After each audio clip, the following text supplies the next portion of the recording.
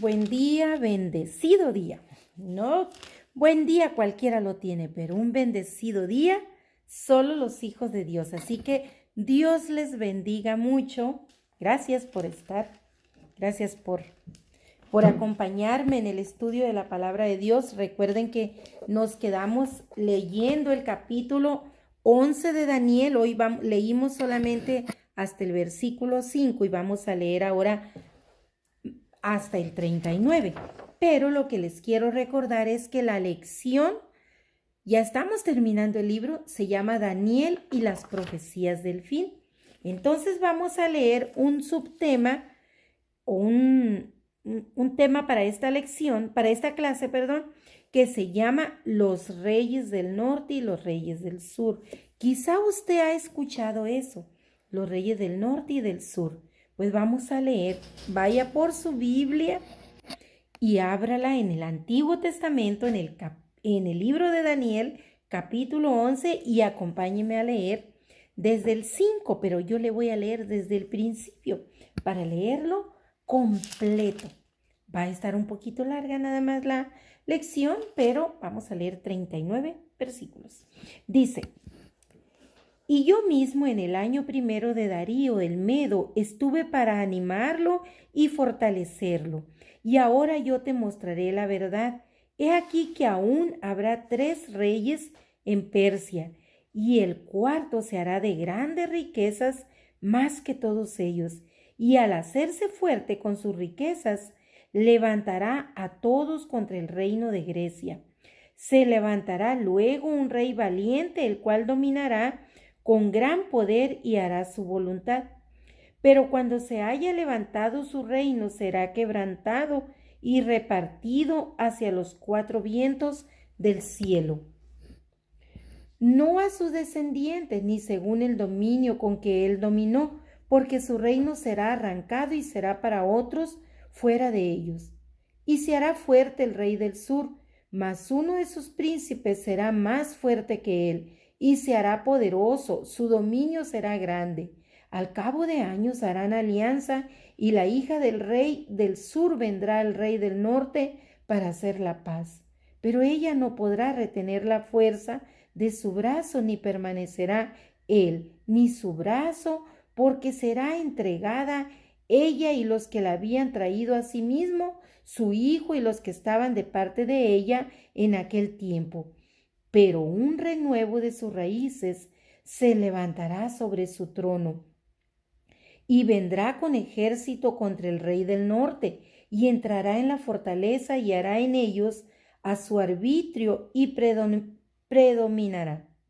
Y aun a los dioses de ellos, sus imágenes fundidas y sus objetos preciosos de plata y de oro, llevará cautivos a Egipto, y por años se mantendrá él contra el rey del norte. Así entrará en el reino el rey del sur y volverá a su tierra. Mas los hijos de aquel se airarán y reunirán multitud de grandes ejércitos, y vendrá apresuradamente e inundará y pasará adelante, luego volverá y llevará la guerra hasta su fortaleza, por lo cual se enfurecerá el rey del sur y saldrá y peleará contra el rey del norte. Y pondrá en campaña multitud grande, y toda aquella multitud será entregada en su mano. Y al llevarse él la multitud, se elevará su corazón y derribará a muchos millares, mas no prevalecerá. Y el rey del norte volverá a poner en campaña una multitud mayor que la primera, y al cabo de algunos años vendrá apresuradamente con gran ejército y con muchas riquezas. En aquellos tiempos se levantarán muchos contra el rey del sur, y hombres turbulentos de tu pueblo se levantarán para cumplir la visión, pero ellos caerán. Daniel está escuchando aquí la visión, ¿verdad? La profecía. Vendrá pues el rey del norte y levantará baluartes y tomará la ciudad fuerte, y las fuerzas del sur no podrán sostenerse, ni sus tropas escogidas, porque no habrá fuerzas para resistir. y el que vendrá contra él hará su voluntad, y no habrá quien se le pueda enfrentar, y estará en la tierra gloriosa, la cual será consumida en su poder. Afirmará luego su rostro para venir con el poder de todo su reino, y hará con aquel convenios y le dará una hija de mujeres para destruirle, pero no permanecerá ni tendrá éxito. Volverá después su rostro a las costas y tomará muchas, mas un príncipe hará cesar su afrenta y aún hará volver sobre él su oprobio. Luego volverá su rostro a las fortalezas de su tierra, mas tropezará y caerá y no será hallado. Y se levantará en su lugar uno que hará pasar un cobrador de tributos por la gloria del reino, pero en pocos días será quebrantado, aunque no en ira ni en batalla.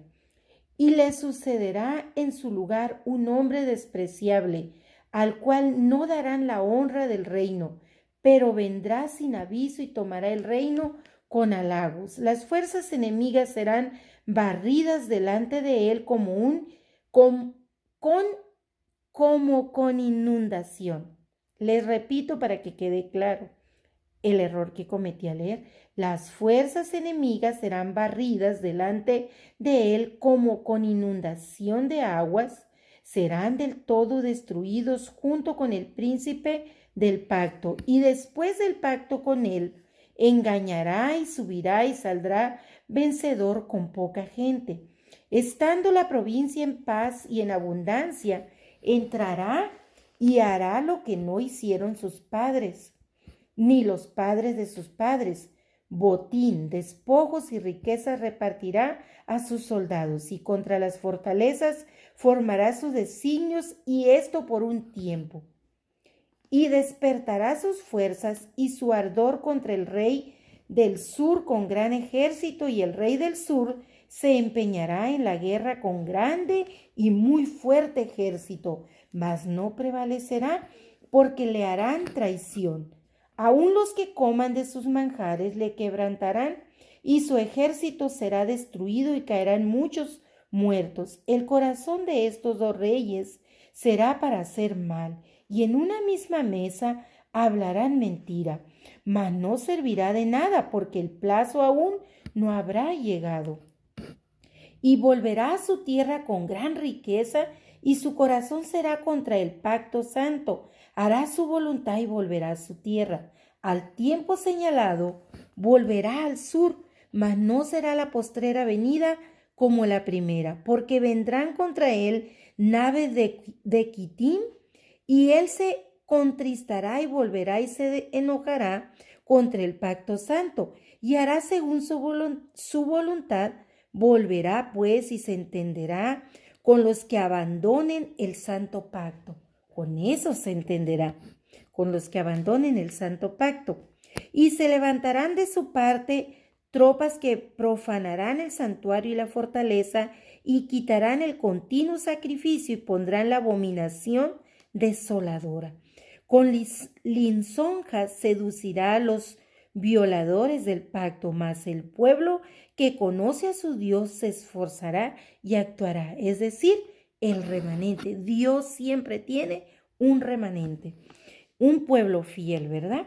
Y los sabios del pueblo instruirán a muchos, y por algunos días caerán a espada y a fuego en cautividad y despojo, y en su caída serán ayudados de pequeño socorro, y muchos se juntarán a ellos con lisonjas. Es con halagos, las lisonjas son halagos, ¿verdad? También algunos de los sabios caerán para ser depurados y limpiados y emblanquecidos hasta el tiempo determinado, porque aún para esto hay un plazo. Y el rey hará su voluntad y se ensoberbecerá y se engrandecerá sobre todo Dios, y contra el Dios de los dioses hablará maravillas y prosperará hasta que sea consumada la ira, porque lo determinado se cumplirá. Del Dios de sus padres no hará caso, ni del amor de las mujeres, ni respetará a Dios alguno, porque sobre todo se engrandecerá. mas honrará en su lugar al Dios de las fortalezas, Dios que sus padres no conocieron. Lo honrará con oro y plata, con piedras preciosas y con cosas de gran precio. Con un Dios ajeno no hará de las fortalezas más inexpugnables y colmará de honores a los que le reconozcan, y por precio repartirá la tierra. He leído hasta el versículo 39, desde el 1 hasta el 39, para que si usted lo quiere leer tranquilamente en casa, de nuevo en su Biblia, ¿verdad? Ahora vamos a ir a ver con qué explicación nos va a enseñar sobre esta profecía el autor del Sendero de la Verdad. Y ahora vamos a ir al libro y dice: comencemos por establecer que el imperio ubicado al norte de Jerusalén fue el imperio sirio, y el imperio asentado al sur de Jerusalén fue Egipto.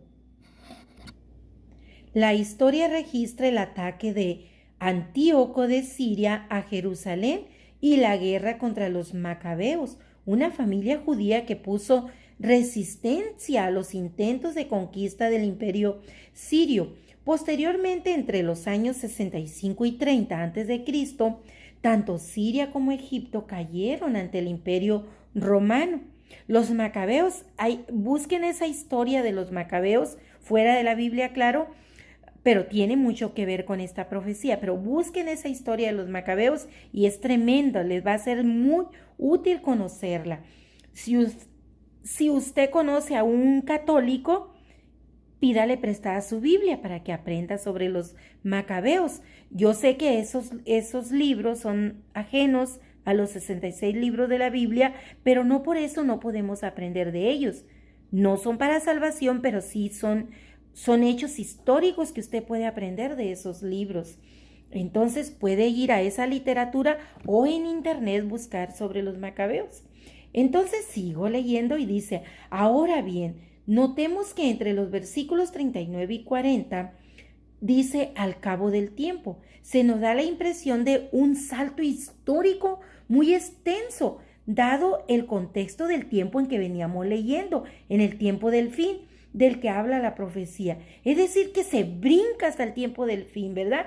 Porque aquí nos está hablando el rey del norte y el rey del sur, que eran Siria y Egipto, que después fueron derrotados por los romanos, y eso nosotros lo aprendimos en la escuela. Quizá ya no recuerde usted, pero puede ir y consultar la historia universal y usted va a encontrar estas historias, ¿verdad?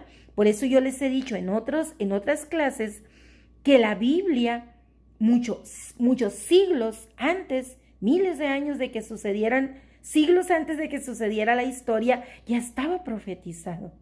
Entonces, no es que la historia compruebe lo que dice la Biblia, digo que la Biblia compruebe lo que dice la historia, sino más bien la historia, cuando leemos la historia comprobamos la realidad de la Biblia, que a veces algunas personas se niegan a creer, pero si por ignorancia, porque no leen. Si leyeran la Biblia y no solamente la vieran como algo religioso, si la leyeran y con el conocimiento que tienen de historia universal, entenderían que son hechos históricos muchos textos de la Biblia. Pero continuemos con la clase, continuemos, ¿verdad? Y hablábamos de que de pronto la profecía da un gran salto. Y nos dice aquí el escritor que esto responde a dos consideraciones históricas. Número 1, que los nombres de los posibles reyes del norte y del sur durante ese largo periodo de tiempo no se identifican, aunque se afirma la constante contienda entre estos imperios. Y número 2, que tal vez la razón principal es que durante todo ese largo tiempo no había una nación de Israel constituida. La creación del Estado de Israel en 1948 marcó un cumplimiento profético extraordinario, pues desde entonces los imperios del norte y del sur, es decir, Siria y Egipto, respectivamente, volvieron a cobrar importancia. A partir de que Israel nace nuevamente como nación, estos imperios estos lugares como son Siria y Egipto vuelven a tener una relevancia que estuvo perdida, que en algún periodo de tiempo no la tuvieron. y nuevamente vuelven a surgir como regiones importantes. Entonces, al volver a cobrar importancia en el momento profético del pueblo judío, tal y como lo vemos en la Guerra de los 6 días en el año de 1967, que también la puede leer en la historia. El pueblo cristiano que ha estado atento a todo este acontecer histórico y profético debe tomar en cuenta hoy, más que nunca, que todo el cumplimiento de la profecía ha girado y continuará girando en torno a Israel. Por tanto, debemos observar muy detenidamente el reloj de Dios en el Medio Oriente. Israel sigue siendo el pueblo de Dios. Por tanto, la profecía y el tiempo del fin, todo gira alrededor de Israel. Todo incluye a Israel en su marco histórico y profético. Algunos elementos proféticos ya se han cumplido, pero otros están por cumplirse. Si nosotros estudiamos la historia que hemos aprendido en la literatura y nosotros estudiamos la escritura bíblica, nosotros tendremos elementos para ir identificando conforme vayan sucediendo y podremos enseñarlo a las nuevas generaciones porque quizá muchos elementos o hechos proféticos que están profetizados, quizá cuando sucedan ya no estaremos nosotros, pero hay que seguirlo enseñando para que las nuevas generaciones los puedan identificar y no se dejen engañar por los falsos profetas. Esa es la importancia de estudiar la palabra de Dios, no dejarnos engañar. Un libro que le recomiendo que usted debe leer de Génesis a Apocalipsis, pero le recomiendo que lea Judas. Judas nos explica cómo nosotros y la tercera carta de Juan no ser engañados por los falsos maestros, por los falsos profetas. Si nosotros vemos cómo Satanás tiene al mundo engañado en su región, en su propia zona, la sociedad está girando alrededor de la política. Observe usted nada más, alrededor de la política, aquí alrededor del presidente, que si se va, que si no se va, que si deja la Casa Blanca, que si no la deja, pero vaya usted a México, vaya usted a Canadá, vaya usted a Sudamérica, Centro y Sudamérica, es la misma situación. Trasládese a Europa, es lo mismo, es un conflicto político en un círculo vicioso, porque ahí están encerrados, cada quien en su burbuja, peleándose la sociedad por este político y el otro, unos en contra, otros a favor, pero eso no les está permitiendo salir de esa burbuja y conocer que hay más allá. Sin embargo, si usted, mi hermano, mi hermana que me está escuchando, deja la novela, que ya los cristianos no deben ver novelas, pero quizá usted la está viendo, déjela, deje las redes sociales. Y ahí que está en internet, aproveche el internet y busque noticias del Medio Oriente. Todo nació allá, en Medio Oriente. Y allá van a suceder las señales de la postrera venida del Señor, muy próxima.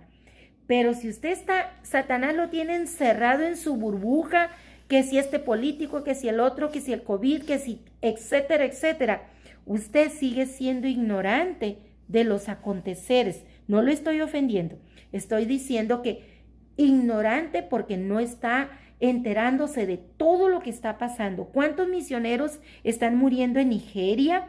¿Cuántos misioneros han muerto en Asia? ¿Cuántos están obligándolos a trabajos forzados para que dejen de predicar en Rusia? ¿A cuántos son testigos de Jehová? Y yo sé que no llevan la palabra de Dios como debe ser, ¿verdad? Lo sé, pero aún así tenemos que tener misericordia de ellos porque quizá también ahí el Señor tiene un remanente fiel en cualquier denominación. Aunque tenga una doctrina errónea, el Señor tiene un pequeño remanente y nosotros no estamos aquí para juzgar, sino para enseñar lo poco que el Señor nos ha permitido aprender, porque su palabra es infinita. Nunca la vamos a poder conocer completamente, pero en lo poco que Él nos vaya dando la capacidad para aprender, debemos enseñarlo a otros. Yo mi consejo que les doy es eso, salir de su zona de confort y ver más allá, ver qué está sucediendo en la geopolítica. Si a usted le gusta la política, bueno, lea sobre geopolítica, porque eso le da datos muy importantes. Geopolítica, la política, cómo se está moviendo en las diferentes regiones de la Tierra. La Tierra, ¿verdad? Todo lo que se está moviendo, cómo se están aglomerando para que se formen próximamente esos 10 reinos que les serán entregados al anticristo. Pero si nos seguimos peleando en las redes sociales que si el rapto es antes y después, que si la salvación se pierde o no se pierde, ahí lo va a encontrar el Señor enredado y usted no habrá conocido la verdad. Déjese de estar peleando doctrinas y teorías. Si usted cree que se pierde la salvación, pues cuídela para no perderla. Y si usted cree que no se pierde, pues siga firme, porque usted ya la tiene. ¿Qué más da? En la Biblia no dice eso.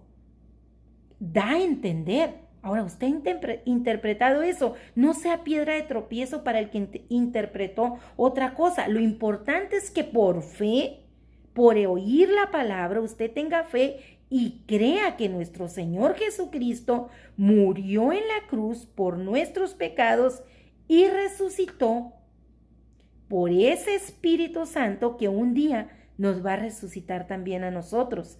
Eso es lo que usted debe creer y arrepentirse, porque no basta creer, dice Santiago, los demonios también creen. Arrepiéntase y deje su manera de vivir en pecado para vivir en la voluntad de Dios y estudie la palabra, porque si no estudia, de nada le va a servir creer. Dice Romanos 15 y se lo voy a leer porque siempre se lo digo parafraseado, yo se lo voy a leer tal y fiel como dice la palabra. Creo que dije Romanos 15, creo. Primera de Corintios 15. Siempre se los menciono porque siempre tenemos que traer la palabra, no lo que nosotros pensamos o creemos o interpretamos fuera de contexto. Dice, además os declaro, sabemos que esta carta vuelvo con Romanos, esta carta de Corintios, de Primera de Corintios, fue una amonestación, ¿verdad?, a los hermanos de Corinto.